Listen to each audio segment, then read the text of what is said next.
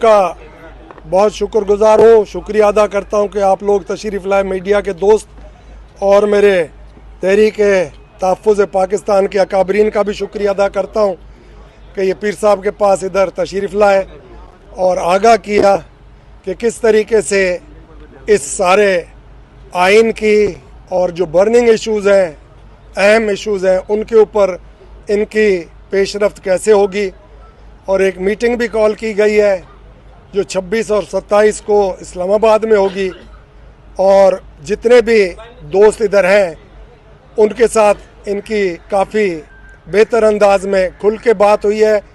और जब सियासी दोस्त बैठते हैं तो सियासत पे भी बात होती है, और इस सब चीज़ पे मेरी ख्वाहिश यही है कि हम सब मिल के इस पाकिस्तान को मजबूत करें, इस आइन को मजबूत करें, और इस आइनी जो एक टकराव की शक्ल इख्तियार कर गया है, इसको एक टेबल पे बैठ के आपस में तय कर सकें और वे फॉरवर्ड हो जिससे पाकिस्तान मजबूत हो और पाकिस्तान के अंदर हर आदमी महफूज हो, जमहूरियत की बालादस्ती हो और आइन की भी बालादस्ती हो।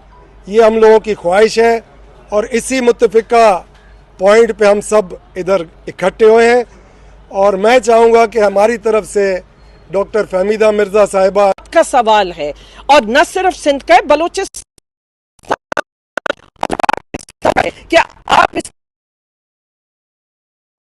हवाले से और ये फैसला कर लिया जाता है जो सीसीआई में होना था, दिन में सीसीआई को कॉल करना होता है। आज तक सीसीआई की मीटिंग या हमने नहीं सुनी कि हुई, और पानी का इशू जो वहां होना चाहिए था उसको वहां डिस्कस भी नहीं किया गया। तो ये सब मसाइल के लिए हमने सोचा है कि हम मिलके जो इस पे जद्दोजहद करेंगे, और दोनों हम भी यहाँ भी कमेटी बनेगी, पीर साहब भी एक कमेटी बनाएंगे, पीटीआई की भी एक कमेटी होगी। देखिए ये सारी निटिग्रिटी इसकी जो भी है कि इसमें वो बारीकियां इसमें वो तय करेंगे कि किस तरह आगे बढ़ना होगा। इस वक्त पीर से खुशामदीद भी कहा है, और जो चैलेंजेस हैं वो सबके सामने हैं, और वो आइन की बका है। आइन एक कॉन्ट्रैक्ट होता है अवाम और रियासत के बीच में, खास तौर पे पाकिस्तान के हवाले से मैं समझती हूं जो आज पाकिस्तान जुड़ा हुआ है, अगर उसको नुकसान पहुंचता है तो समझती हूँ पाकिस्तान को नुकसान पहुंचता है। इसलिए हमने प्रोडक्ट को बचाना अवाम डिसाइड करेगी। अनरिप्रेजेंटेटिव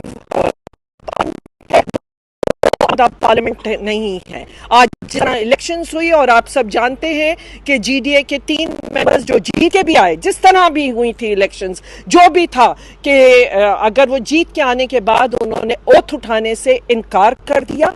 आज नहीं उस चीज़ का हिस्सा कि जहाँ पे इस तरह की लेजिस्लेशन हो। तो बहरहाल पार्लियामेंट भी हम समझते हैं अनरिप्रेजेंटेटिव है, और जो दूसरे पिलर्स हैं, जो ट्राइकोटमी ऑफ द पावर है, कि उसको किस तरह डिस्टर्ब किया गया है, इसके हवाले। पहले तो जीडीए की तमाम क़यादत की, पीर साहब की शुक्रिया अदा करता हूँ। सिर्फ इतना कहूँगा कि जो हमारी दावत थी उन्होंने वो दावत कबूल की। इंशाल्लाह हम जो 26 और 27 को महमूद खान जगजीत साहब और शाह खान अब्बासी ने जो कॉन्फ्रेंस बुलाई है, वो बुनियादी तौर पर कौमी एजेंडे के लिए है। कि जो कौमी एजेंडा है कि हमारे पंजाब, हमारे सिंध, हमारे खैबर पख्तूनख्वा और बलूचिस्तान, गिलगित बल्तिस्तान कश्मीर, उनकी तमाम नुमाइंदगी आएगी।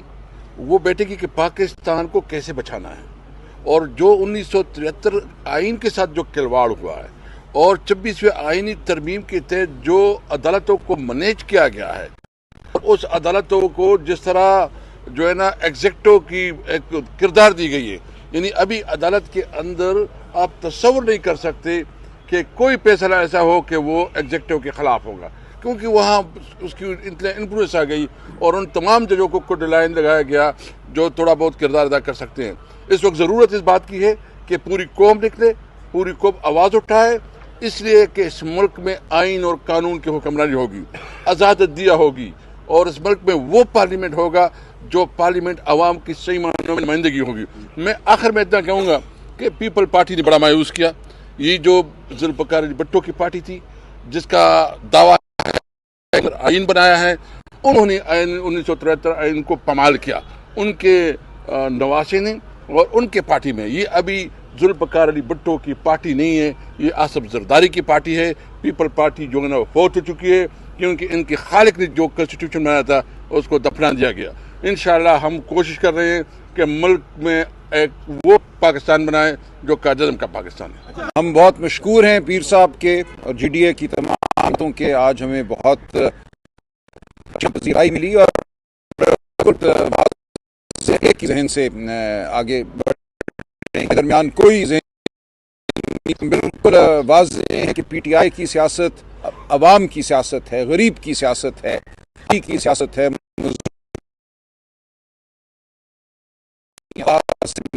ہمارا مقصد اب ہر مظلوم کی آواز بلندنا ہے، ہو جس کا پانی چھینا جا رہا ہے، شدہ ہے، وہ پختون ہو جس کو لہو لہان کر دیا گیا ہے، یا وہ پنجابی ہو جس کو یہ نہیں پتا ہوتا ہے.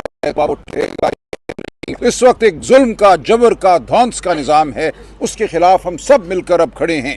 اور اس میں کوئی دو رائے نہیں ہے کہ پاکستان کی بقا شرافت میں ہے، ہمارے قانون میں ہے.